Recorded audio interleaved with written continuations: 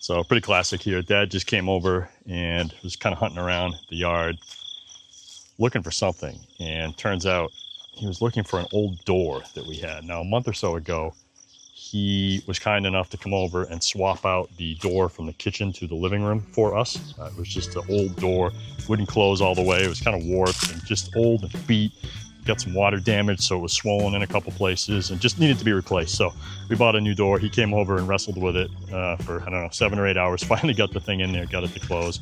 And the old door was leaning kind of abandoned on our front porch patio area for, I don't know, a week or 2 weeks, like walking by it every time we came in and out of the house. There it was. And one evening I just finally was going through and cleaning up a bunch of junk in the yard and threw it on the burn pile and roasted the thing right down to nothing.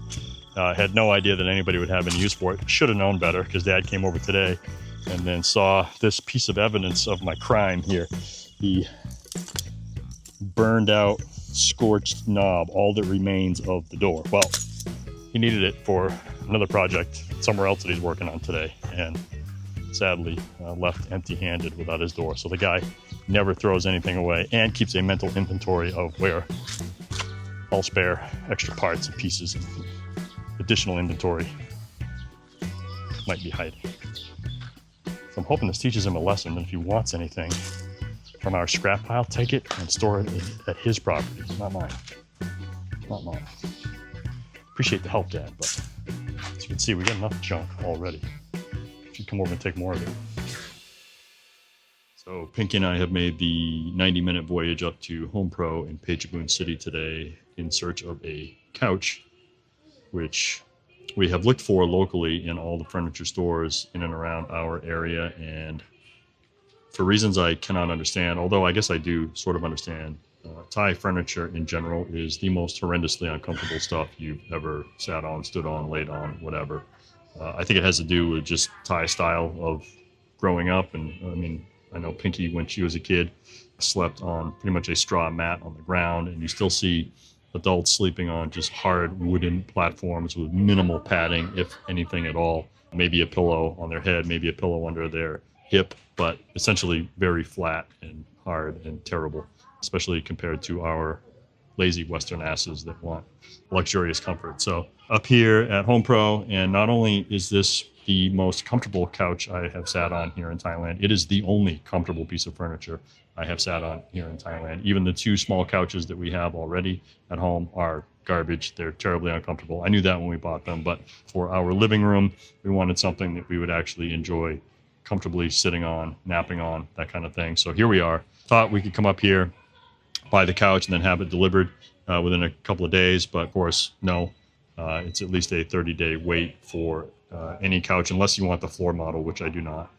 Even for a discount, I don't want that. Pinky's over there placing the order now, and hopefully within a month we have a couch to sit on. Also very tempted to buy a new mattress, since ours at home is okay. It's better than, I think, typical Thai style, but no bueno. And this one that I'm on right now is very nice, but one giant piece of furniture is enough for one trip. We'll wait on the bed.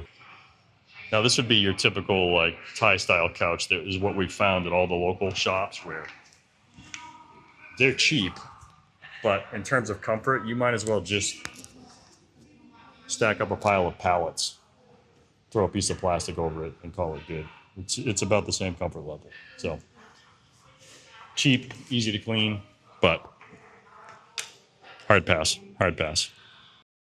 I was also tempted to try this little power recliner action, which is incredibly comfortable. But one thing I have learned, that at any price point so far, everything you buy in Thailand is junk. So to spend reasonably big money relative to the other furniture here for a power recliner, I know I am just asking for mechanical problems and the power mechanism to fail way sooner than I think it should, and I have to troubleshoot and fix that. So they do not have a manually reclining equivalent to this couch, so I'm going to pass on it. But God, it is actually quite comfortable. Is this one of those weird things you do when you're middle age, is you're concerned about couches and furniture instead of just dealing with whatever is there? Like,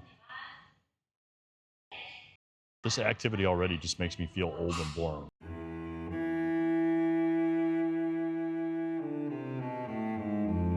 Gaining some clarity on why it takes a month for the couch. We're about 2 weeks into paperwork and just ordering this couch here. All right, we've got 2 computers involved. I don't think either one's been touched, but we've got 7 binders of paperwork and checklists and different things. So Should you write it by hand? What's this, a computer here in Hong Kong? I think this is the first couch they've ever sold. If I die of old age before this couch transaction is complete, don't let that slow you down, please. Enjoy the couch. Think of me if you ever get it. Day 4 now, laying on this couch, waiting for checkout. I've used the toilet 6 times in the plumbing section. I don't know if it's connected to anything, but I keep using it. Yeah. Day 12. Here we are, still waiting. Do you ever just regret getting involved in a situation that now you're trapped in for hours?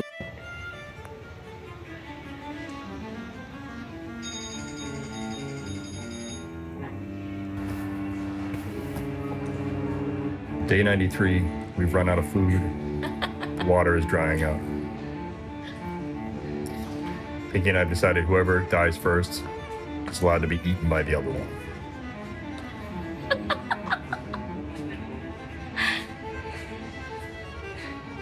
This could be my final message.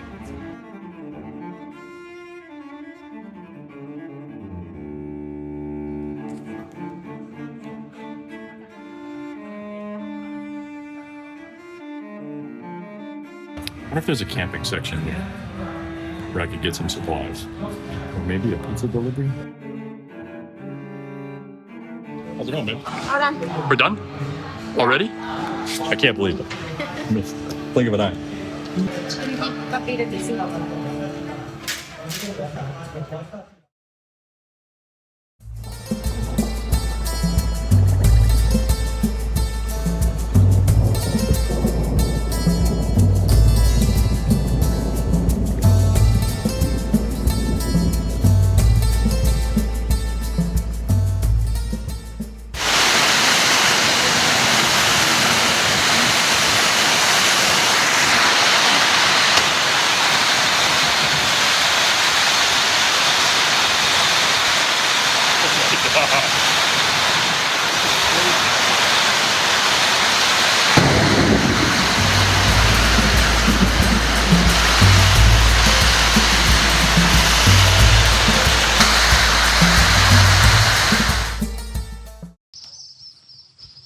Out here surveying the storm damage, and it was a hellacious rain and extremely glad to have it. But yeah, it rained for, I don't know, an hour, hour and a half, and winds so strong that I was convinced the metal roof above the porch was gonna just peel right off. Fortunately, it did not, but we had a lot of stuff that blew into the pond. This black tub blew in there, had the makeshift well storage tank cover blow off and blow in there. I thought I was gonna have to jump in and swim around in the muck and get all the stuff out, but I was able to kind of fish it out, especially that black tub. I was able to take a piece of long bamboo and kind of push and prod and float that bucket across the surface to a point where I could easily get at it from shore. So now just kind of taking a look around, see what else the property looks like. I'm psyched. I won't have to water anything tomorrow, or probably for a couple days. It is just drenched.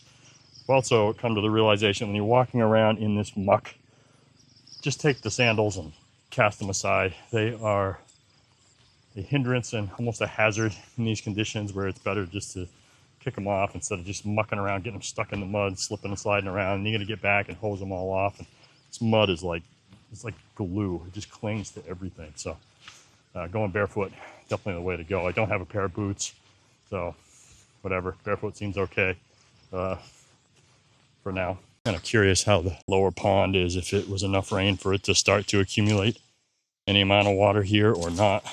And hey, look at that, a little bit of water in there.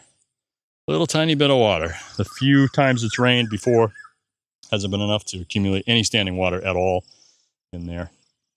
But yeah, look at that, got a little bit. So the plan is with this one, if the rains don't fill it on their own, all of the water that is kind of overflowing from the well, which runs continuously during the day, all of the overflow water is going right into that upper pond. And when that has reached a level that we're happy with, I'm going to divert that well overflow and send it down here to assist with the fill. But yeah, just kind of curious to see if this thing would sustain with rainwater on its own, or if we're going to be forced to fill it. But not a big deal either way. Just interesting to see how stuff happens since it's my first full season here.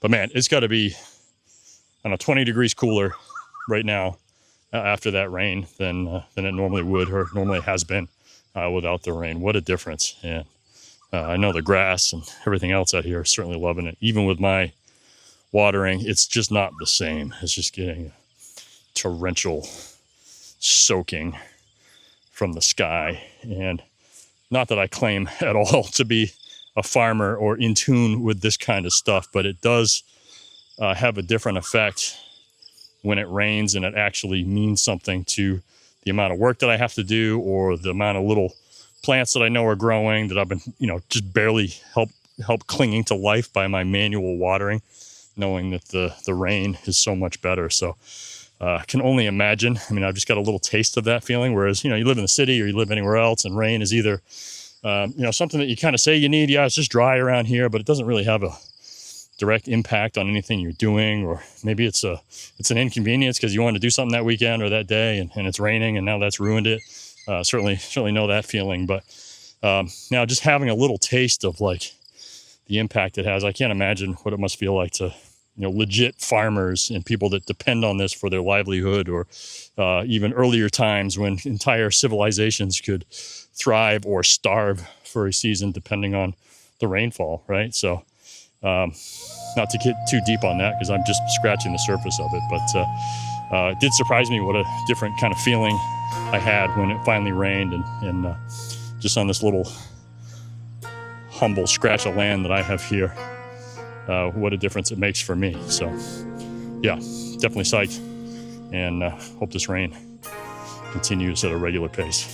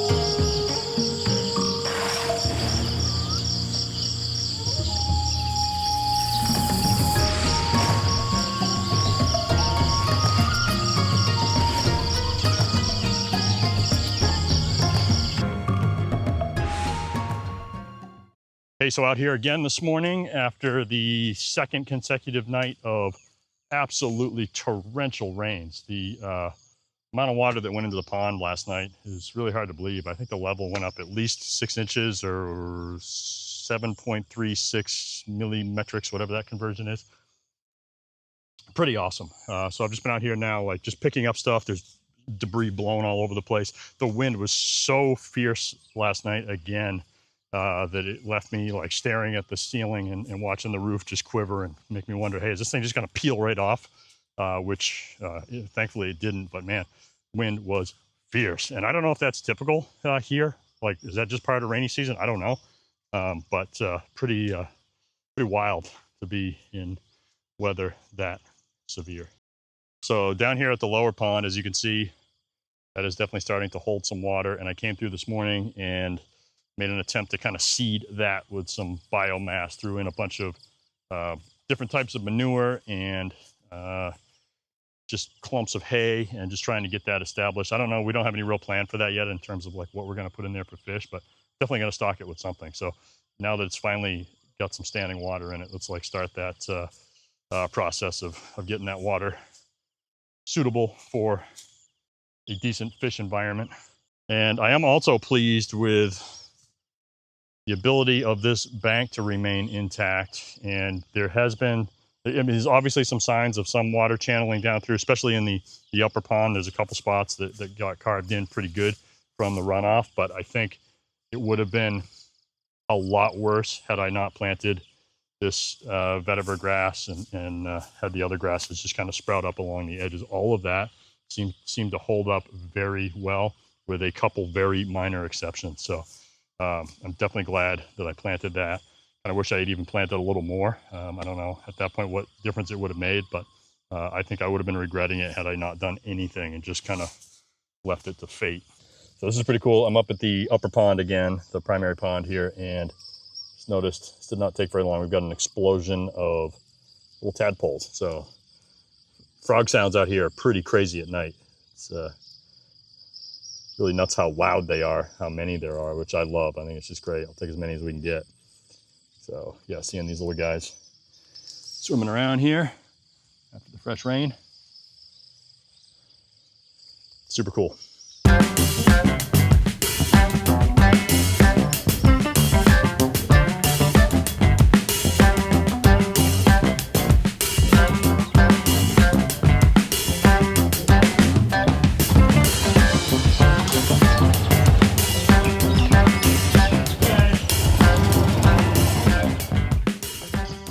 So it's barely first light here, Saturday morning. A little bit of a late start, and haven't even finished my coffee yet, and I look out and Dad's already here working. I'm told he was concerned about our coconut trees and their direct exposure to constant sunlight, which I'm told is not what they want, even though they appear to be thriving better than any plant that I've ever relocated and planted. Usually there's some little kind of, it gets worse before it gets better, where they wilt a little bit or look funky, and then they'll take and thrive. Coconut trees look amazing, but Dad is concerned. So he went and I guess removed like 15 banana plants from his own yard, his own piece of land, where he's got land a couple blocks away that's much smaller than what we have, but he's got a really cool just kind of garden set up there, and had this little like banana plant forest that he is in the process of removing and redeveloping with some other agricultural purpose. So I took a short nap yesterday, and when I woke up, there were 15 banana trees kind of laid out. We'll go over and take a closer look, but laid out in between where we had planted the coconut trees, and Dad is now hard at work, I guess, digging holes to plant them. So I slammed down the rest of my coffee, and maybe I can get out there and actually be useful to him this morning.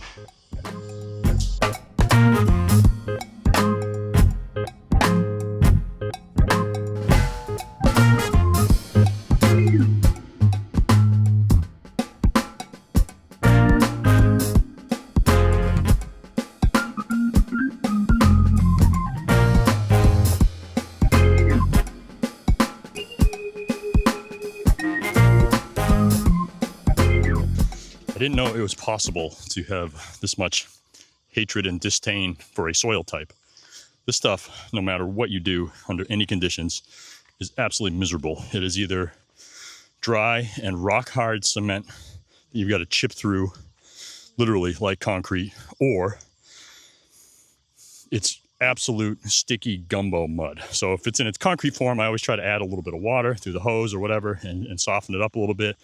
And if you get it too wet, then it digs and cuts relatively easily, but every shovel scoop, or whatever the name of this freaking tool is, you scoop out a chunk, and then you've got to work even harder than you did to dig the chunk to shake the goopy gumbo mud off the tool. So you're exerting like 2 or 3 times effort for every stroke. Stuff is horrible. Dad, just telling Pinky like how much Dad would thrive in any other environment, any soil type in the world. Would probably seem easy to him because he's been working this shit for 70 years. So I only got about 108 trees to plant, so this should just fly right by.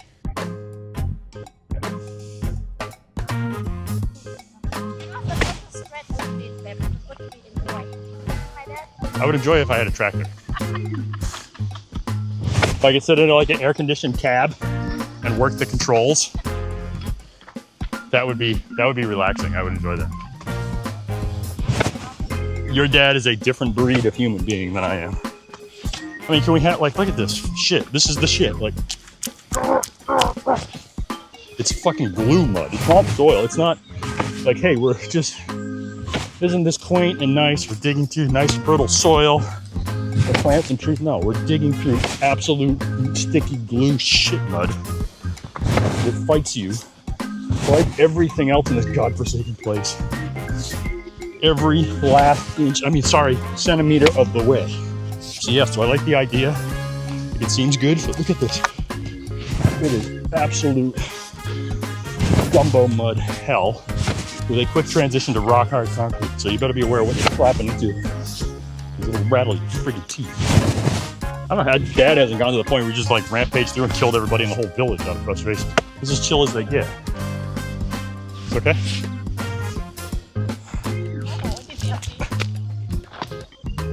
Yeah, it's just peaceful. What's the method? He's planting him close to the edge. Like, what are we trying to do? Are we trying to, like, protect the coconuts? Or are we trying to firm up the edge of the embankment, or both? Like, what's the rationale? Okay. They're not being last forever. Right, yeah, no, and they don't root very deep, so they're not going to do a whole lot to... They don't really do a good job of that, right? But I guess they do good enough of a job, so that's why we're doing it. Okay. I'm just a laborer. I'll just dig a hole where they tell me. Okay. So can I dig another hole right here? Okay, that's what I'm gonna do.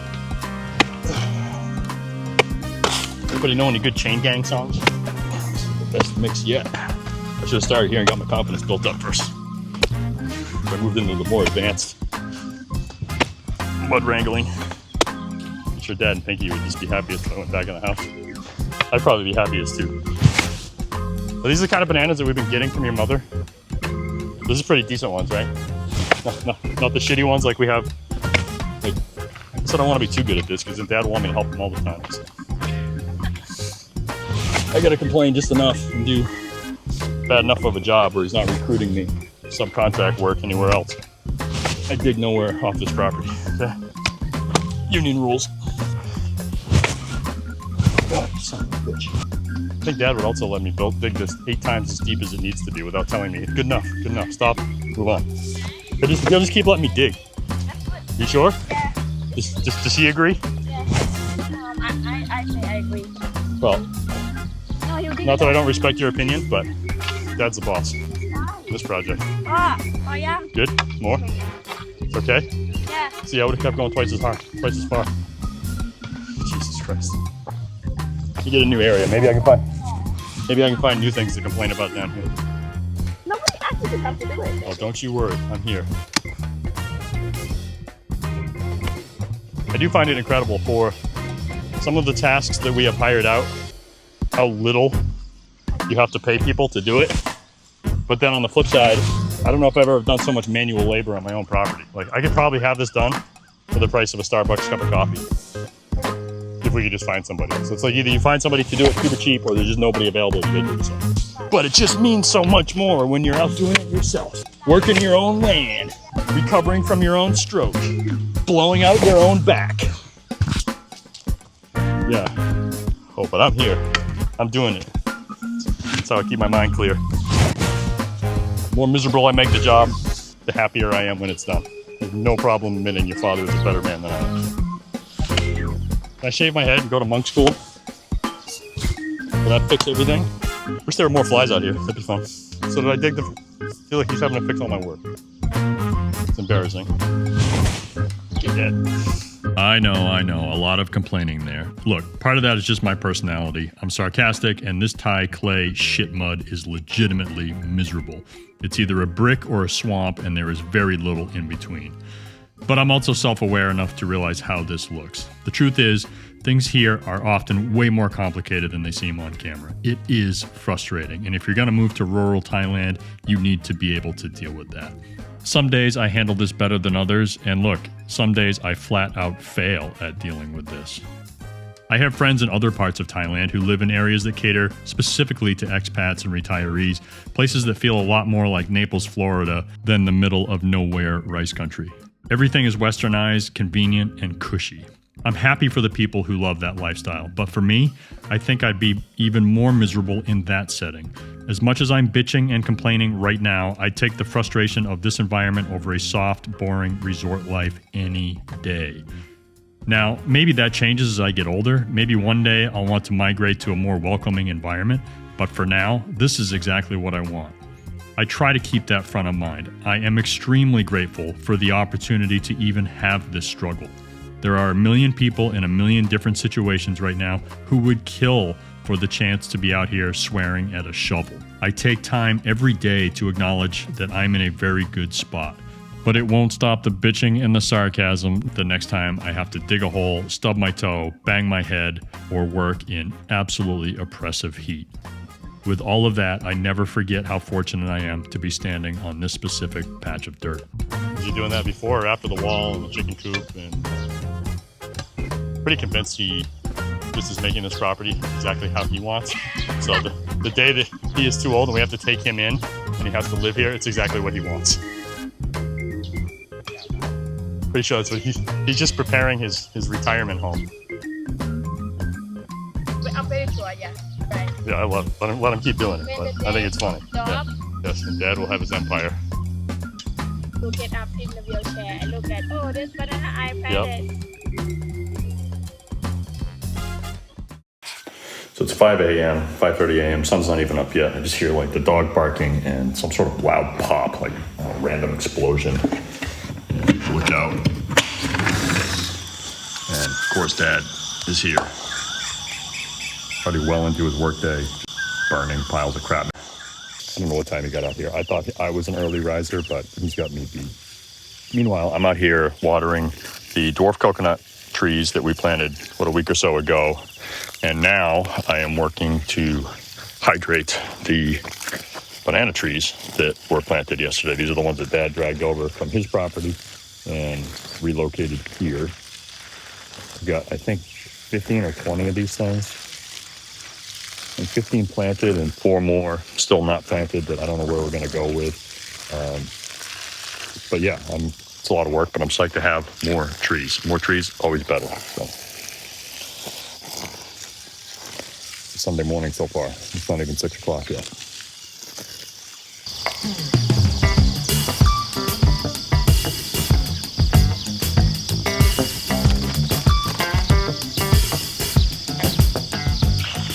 All right, well, guess we're digging holes for those last 4 plants this morning. Looks like Dad's already halfway done before I even finish watering stuff, so I'll get over there and see if I can keep up.